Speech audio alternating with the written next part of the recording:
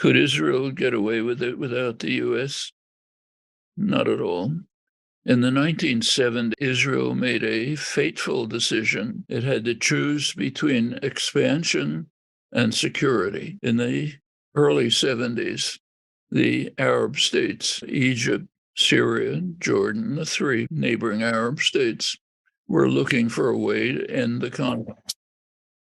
There were resolutions introduced into the Security Council, supported by these three confrontation states, which called for establishment of two states, Israel, Palestine, on the internationally recognized border, maybe with some modifications, with, I'm now quoting it, guarantees for the right of each state to exist in peace and security within secure and recognized borders. That would have given some kind of settlement, not beautiful, but better than anything else you can think of. Israel was infuriated, refused to attend the sessions. Yitzhak Rabin, who was UN representative, bitterly condemned the United Nations for daring to move in this direction. US vetoed the resolution. Israel basically decided at this point it's going to expand even at the expense of security. Now, that has a corollary, relying on the United States. You can't do that unless the most powerful state in the world is going to support you. And that's what's happened ever since. The U.S. has been backing it all the way, provides the military support, economic support, diplomatic support, huge flow of vetoes in the Security Council, votes at the General Assembly, 150 to 2, that sort of thing. When Trump came along, he just abandoned any pretense.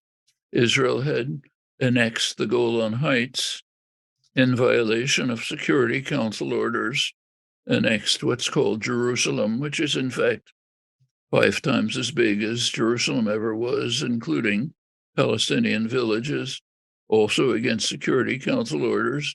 Trump simply said, fine, take them, it's yours.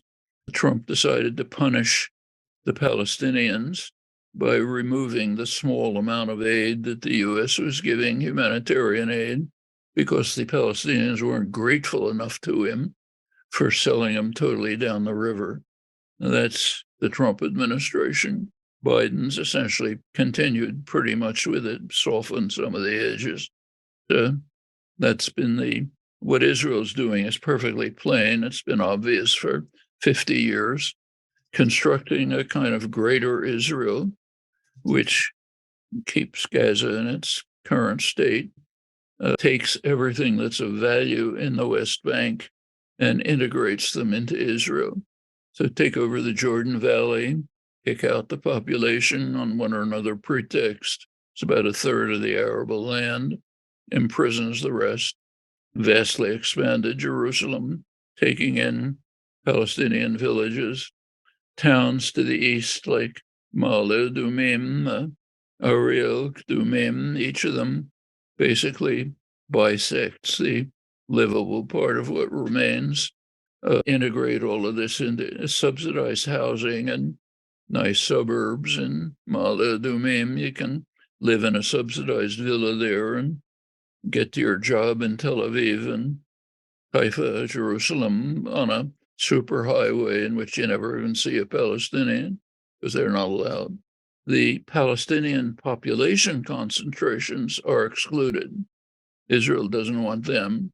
It wants to maintain a large Jewish majority in what it can call a democratic state. So Nablus is encircled, but it's not incorporated into what Israel's taking over. And that's basically Greater Israel. Palestinians who remain in the territories that Israel's occupying and taking over are cut off into about 160 small enclaves surrounded by Israeli soldiers, which prevent people even from going to their olive groves or pasture their flock. Occasionally they'll let them through, but basically imprisoned, constant attacks by what are called hilltop youth, right-wing, mostly religious settlers, many from the United States. That's life in the West Bank. Gaza is almost unlivable. Golan Heights, everybody's forgotten about Syrian Golan Heights. And of course, it couldn't be done without strong U.S. support.